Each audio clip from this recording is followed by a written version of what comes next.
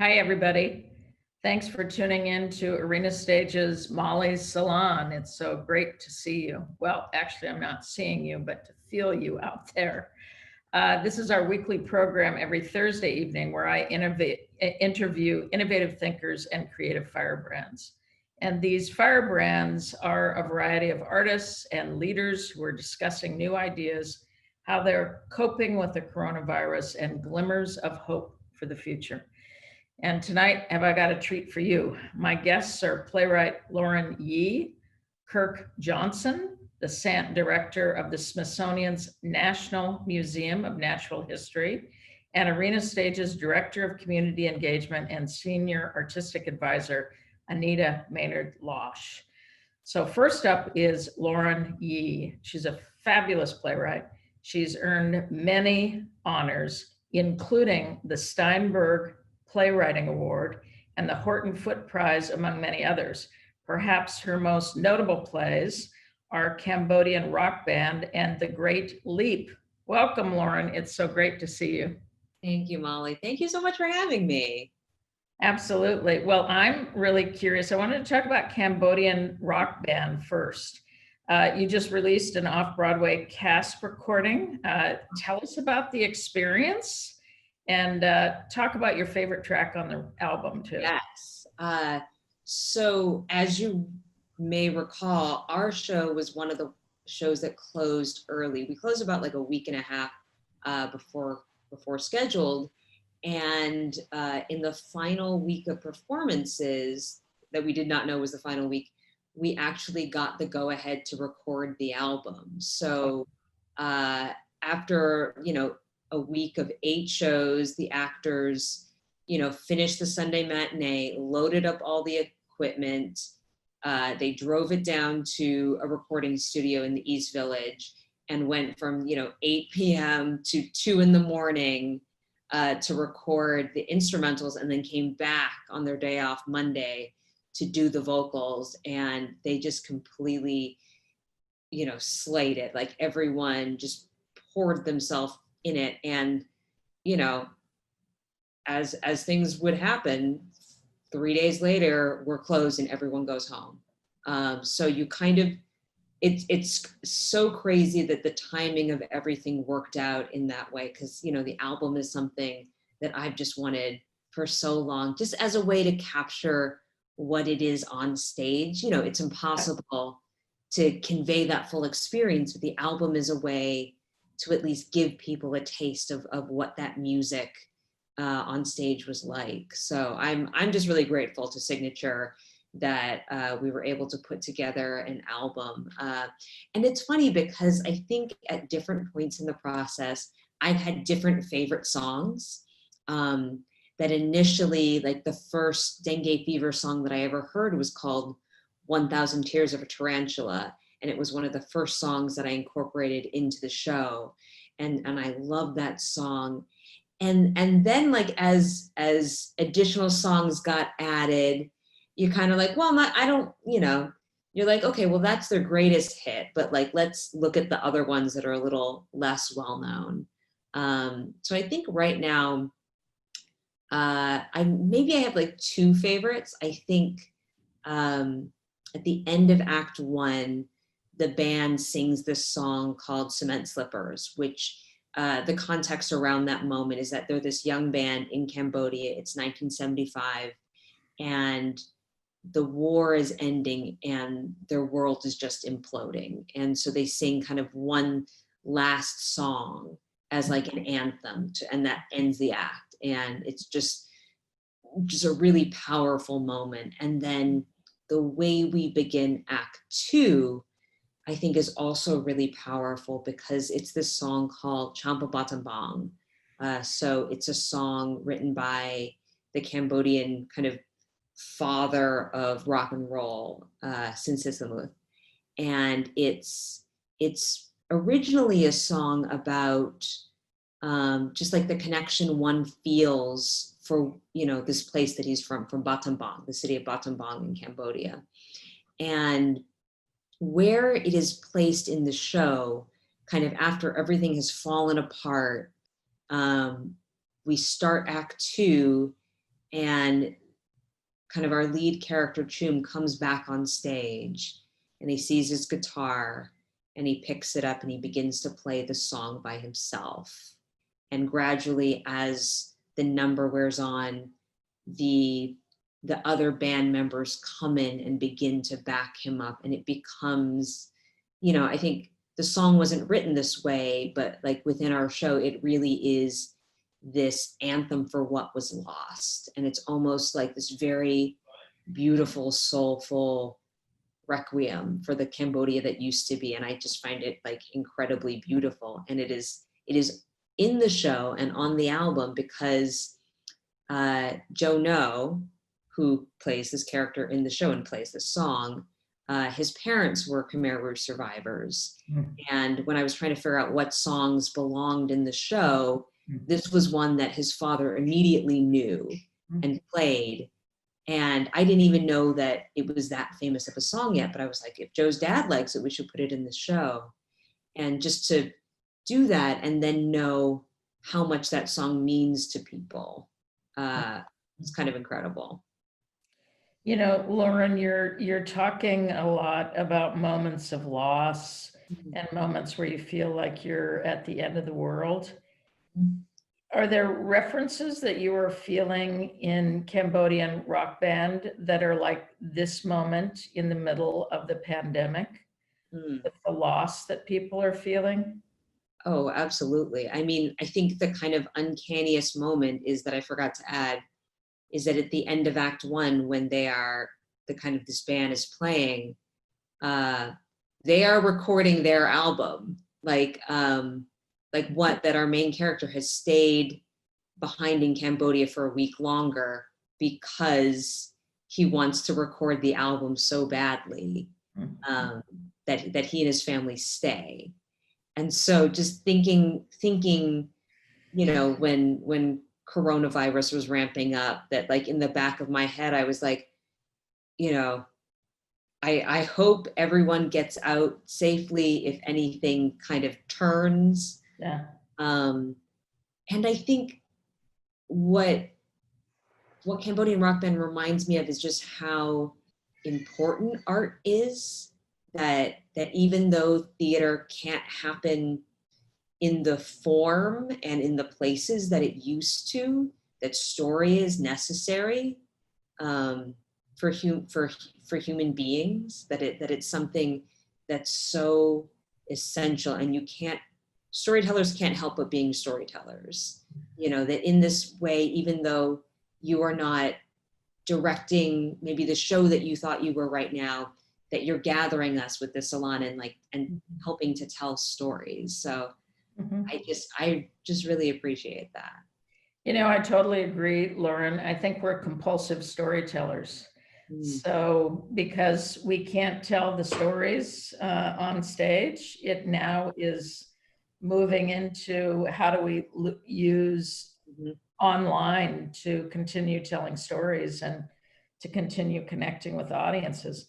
I have one last question for you, but I'd love to team it with one other question, which is, I just heard your little one in the other room because of the baby cry. Good voice. And I went, yeah, that's a theater voice. And I'm wondering about how's it been with the little one during the pandemic, and what are you dreaming about these days? I think like when you have a child, mine is almost 18 months old, she does give the day a rhythm, that it's like, you may not want to be up at 8 o'clock, but you're going to be up at 8 o'clock because she's decided that. So I think like I'm grateful for that sense of like rhythm and regularity, but it's also been a constant kind of juggle between me and my husband about like, he and I have not taken a walk together.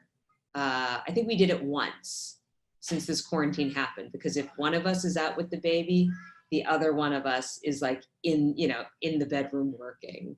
Right. So it's like, it's a juggle. And then I think, what do I dream of when I sleep, or just at like active daydreaming? Either one. Yeah, I think I dream about when I get to travel. I know that's not for a while, and I'm fine with that. But all my family is in San Francisco, and so I'm constantly dreaming of when I'll get to go back there and what I'll get to eat and just walking around. And I really look forward to that. Well, thank you so much, Lauren. We will dream with you of that sweet day when we can all travel. Yes. And thanks so much for coming on. It's been great to see you. And congratulations on Cambodia. Take care. And next up is Kirk Johnson. He's the Sant director of the Smithsonian's National Museum of Natural History, where he oversees the world's largest natural history collection. He's a paleontologist and a climate change activist. And your museum is one of my very, very favorite museums here in Washington, Kirk. So I'm so happy to have you on. We had a wonderful time with you at the summit at Arena this last year. And I'm just really curious, all of the exhibits are there. There isn't anybody in the museum. What happens? How does the museum sleep? Does it sleep when there aren't people there? You know, this is one of the most visited buildings in the world. We get something like 5 or 6 million visitors a year. Today, in a normal year, we would have seen 20,000 people as visitors and another 2,000 people working behind the scenes. And this museum is not only a major public attraction, but it's also a huge research center with hundreds of scientists working behind the scenes and the national collections. So it's really kind of a tragedy. This is day 69 that we've been shut down. And right now I'm actually in the building with our guards. We have a really good protective services, so our guards make sure the building is safe. And we have some building engineers because the building opened in 1910, so it's an old building. We want to make sure that no pipes burst or anything like that happens when people are away. So there's this skeleton crew in amongst the skeletons, and it's pretty much a night in the museum kind of situation. It must be eerie to be there. It's like heaven for me. I mean, this building has, I mean, we have the largest collection of objects in the world in this building. We have 146 million objects, and it's about as close to infinity as you can ever experience. So we have, like, just around the corner from me right now is the National Squirrel Collection, 32,000 squirrels. And representing the world's 287 species of squirrels. And for me, as a natural historian and a scientist and somebody who loves nature, this is nature's treasure house. It's our nation's temple to nature. And to be in here at any time, day or night, is just a privilege and an honor. I see a couple of dinosaurs over your shoulders. Doesn't everybody have dinosaurs over their shoulders? Yes, I have a mastodon there and a stegosaurus there. I've got the Mesozoic on one side and the Ice Age on the other side. And I love that. And I love that because you have an incredible selection of dinosaurs there. I mean, every kid in America wants to be there, and every adult too. Yeah, last June, on June 9th, almost a year ago, now we opened the David H. Koch Hall of Fossils Deep Time, this 31,000 square foot exhibit about the history of life on Earth and a little bit about the future, because we included people and their role on planet Earth now and what's going to happen in the next century. But that hall centerpiece is what we call the nation's T-Rex. It's a complete Tyrannosaurus Rex. Wow. That was found by a woman named Kathy Wankel in Montana in 1988. And she found just a little tiny bone. It was like 5-inch long bone sticking out of the ground. Took it back to the Museum of the Rockies in Bozeman. And they said, whoa, whoa, whoa, that's a little arm bone of a Tyrannosaurus Rex. They went back to the site and the whole skeleton was in the ground right there. So it was dug up and it came back here, and it's the centerpiece of our exhibit. It's an amazing skeleton of the most famous dinosaur ever. Wow. You know, as you're talking about dinosaurs, it makes me think about the pandemic and this moment. And I'm wondering, because a lot of people say that the pandemic came about because human beings are encroaching on the natural world. What do you think? That's exactly what happened. I mean, in May of 2018, we opened an exhibit called Outbreak: Epidemics in a Connected World. And it's all about how pandemics happen. And what's happening is, as humans, and right now there's 7.7 billion people on planet Earth, and we continue to encroach into the natural spaces. And when we do that, we encounter animals that are carrying viruses that can sometimes leap from the animal to the human. And we don't know where the coronavirus came from. Maybe it was a bat, maybe it was a pangolin, and it probably traveled by way of some vector like an insect or a biting fly or something like that. Probably happened in those wet markets of Wuhan, but it's a classic example of when humans push too hard on nature and nature pushes back. And we've been knowing for a long time that we didn't want to see a global pandemic, and now we're right in the middle of one. We are. And how is the world going to change because of the pandemic? What do you see in the future? We see a lot of very interesting positive things, like looking at clear skies and decreased carbon emissions and a little bit more sense of spend some time with your family. Hopefully that all go away. I think people are going to rush to get back to that hurly-burly rush that we had going on before. But remember, at the same time, we're trying to follow the Paris Accord and decrease our carbon emissions. And this last month, we saw this tremendous drop in global carbon emissions, which is a harbinger of what we need to be doing to prevent climate change. And here the pandemic is saying, hey, here's a way to look at the world in a little bit more peaceful way. But I will tell you this, our scientists are looking for the next pandemic as well. These are things that are happening. It's not, there's just one, we have to get through it, but there will be another pandemic. And we need to be much more prepared for the next one than we were for this one. You know, I'm an artist, so I usually think about these things in artistic ways. And I have felt that this pandemic is one where Mother Earth said, all right, I'm either going to shrug you all off, or I'm going to allow this other thing to happen, and you're all going to be sent to your rooms to think about what's going on. Because one of the things that's happening now for human beings is deep introspection about the world and their place in it, our place in it.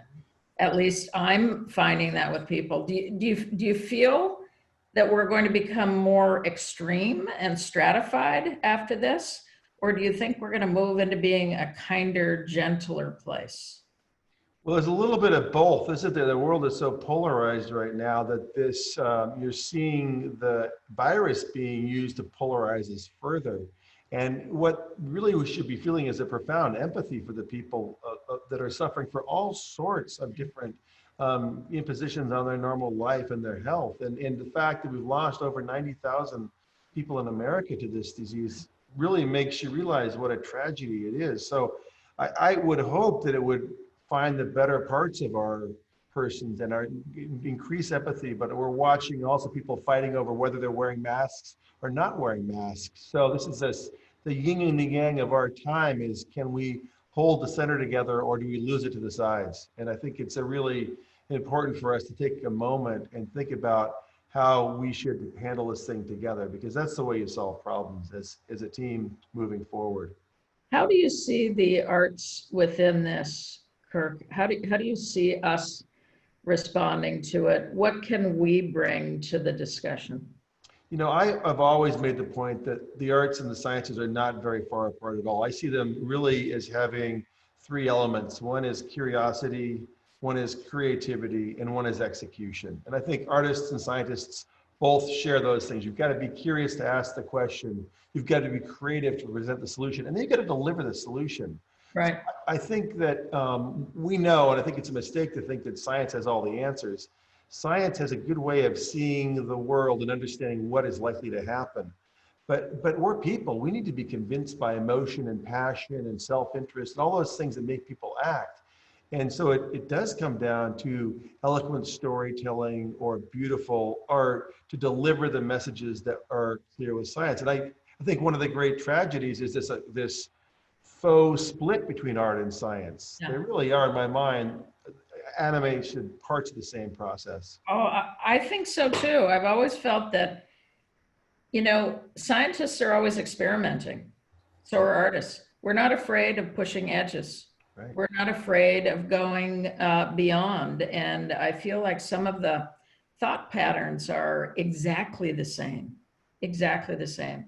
So I only have 1 minute left with you. I could talk to you for hours, but can you just give us a quick thumbnail of the documentary you're making about the ancient climate of the Arctic and the Antarctic. Well, the good news is that it's out now. It's called Polar Extremes. It aired on February 5th on PBS, but you can get to it directly by just Googling Nova Polar Extremes. And it was my attempt to tell the story of Earth's climate from the perspective of deep time and the polar regions, because most people have never been to the polar regions and nobody's been into deep time. And it's a story of how the Earth changes its own climate through time as a method to understand how humans are changing the Earth's climate now. And the takeaway line is that for most of Earth history, for the last 500 million years, 75% of that time, there has been no ice in the poles at all. We live in this anomalously cold world. And what we're doing is we're taking our planet back to a previous state where it's been before. So we know what it's going to look like in the future. And that's the story of Polar Extremes. So go watch it. It's a 2-hour special and it's tremendous fun. I'm gonna go watch it, Kirk. Kirk, thank you so much. Please say hello to the dinosaurs for us. Let them know we're gonna be back and we're missing them. And I've loved having you on the show. Thank you. Thanks so much, Molly. Great to see you. Great to see you too. Bye-bye. And next up is Anita Maynard-Losh. She's Arena Stage's Director of Community Engagement and Senior Artistic Advisor. She's a talented teacher, director, artist, and we have been friends for over 40 years, going all the way back to Alaska and Perseverance Theater, which is a theater company. I started in Alaska and we were kids together there, Anita. I mean, how old were we? We were in our 20s, right? Which is kind of amazing. And here you are, here we had Kirk with dinosaurs on his shoulders, and you're in front of this spectacular aquarium. Thank you for bringing the life in. And Anita, what I'm really curious about is when you first came to Arena, your job was creating Camp Arena Stage. Mm-hmm. And you've been leading this great camp. It's been a huge success. And now you're online. And your department just accelerated and adapted into new delivery systems for the program online. So talk about, what does it mean to do a virtual camp? Sure. Well, the things that we really love about Camp Arena Stage is that it brings young people together to make, create, explore, discover themselves in their art forms. And this is something that they can do in person, of course, but they can also do that online. We think about everyone being an artist, and that doesn't change. The way you learn your art, the way you deliver your art, the way you explore your art needs to adapt to what's available for you, and that's what we're doing here. It's a great program. So we're having a morning camp and an afternoon camp, so even people on the West Coast could take the afternoon camp and it would be still morning for them. And they get to choose their own schedule. They have 10 options in each of the 2 daily class periods, in the morning or in the afternoon. And these 10 options run from theater, dance, music, visual art, media, writing. They're just incredible options. So you could do hip hop, and you can write in the newspaper, or you could make a sculpture, or you could study Shakespeare, or even, Molly, we have a Get Real class, which is exploring the work of Chekhov. So they can do Chekhov scenes. Wow.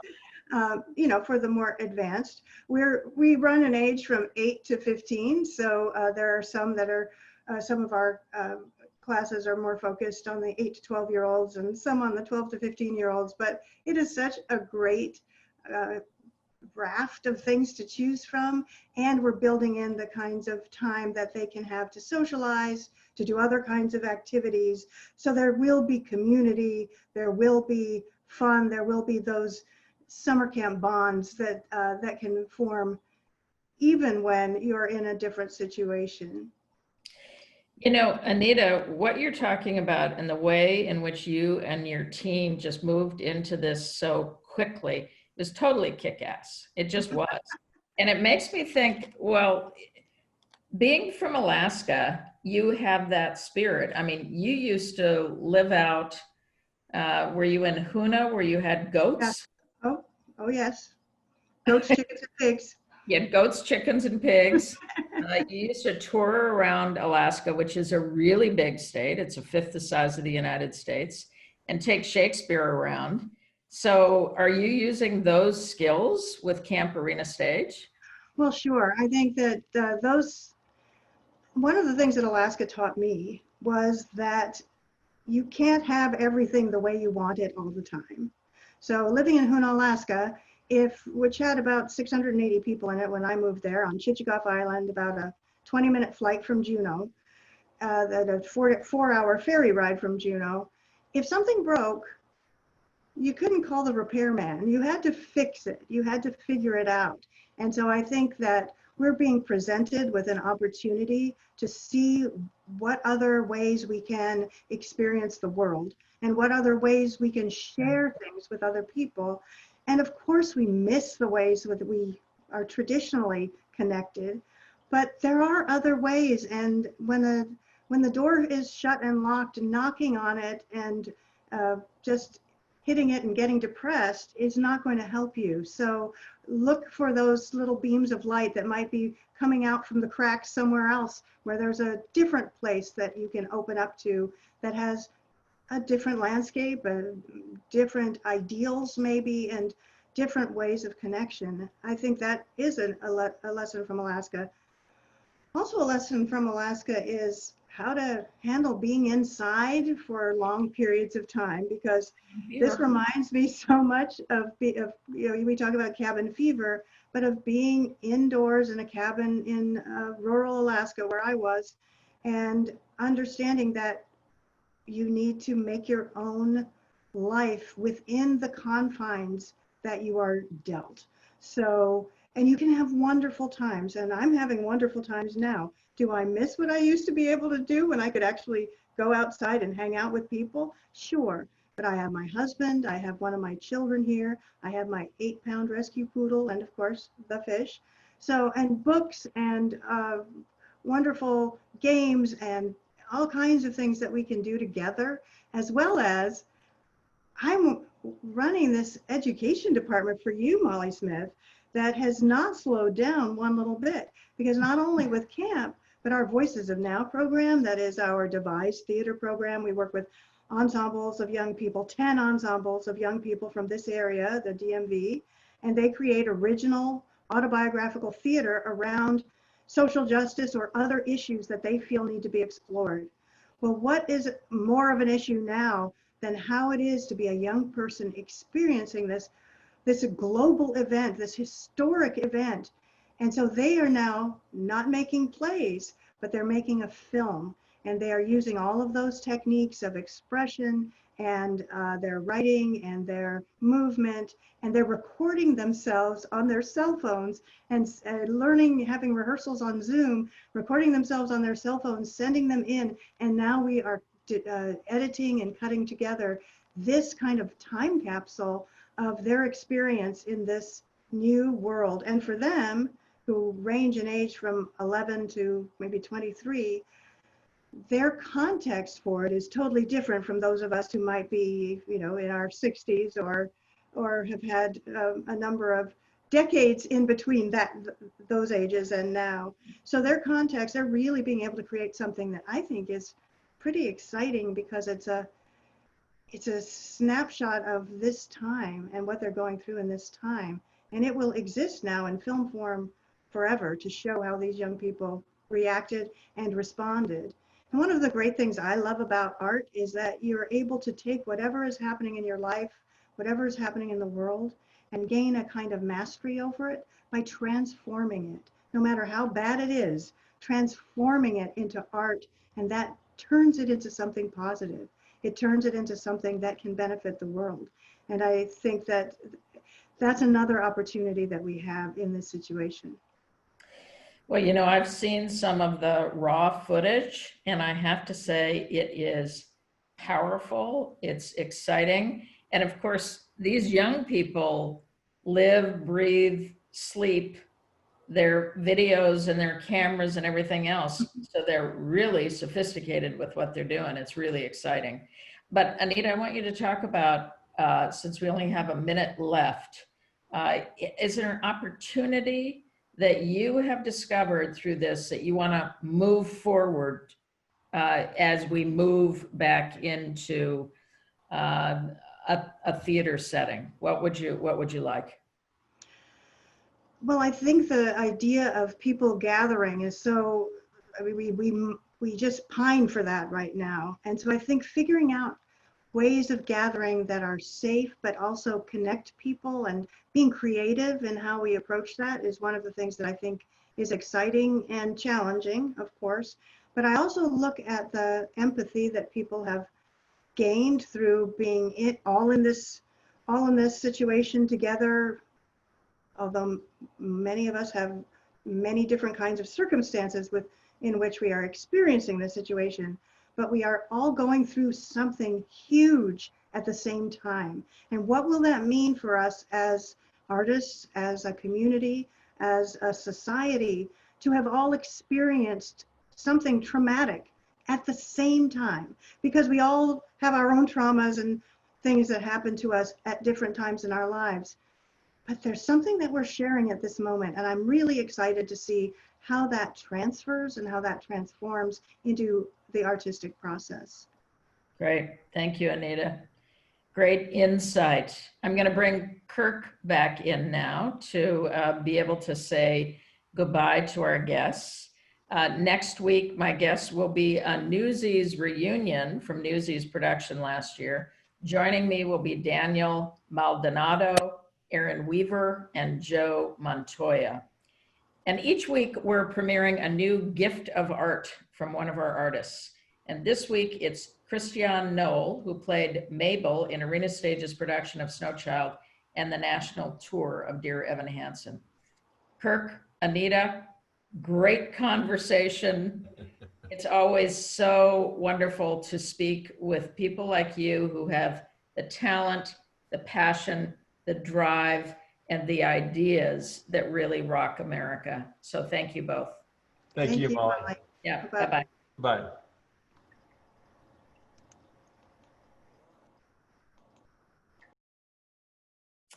And now we are going into Christiane Knoll, and I'm really thrilled because we're actually premiering this new gift of art. And if you want to see more of these gifts of art, we have over 40 that are now online at the Arena Stage site. You will see pieces from Ed Giroux, you will see Nick Rodriguez singing, you will see a ton of different pieces.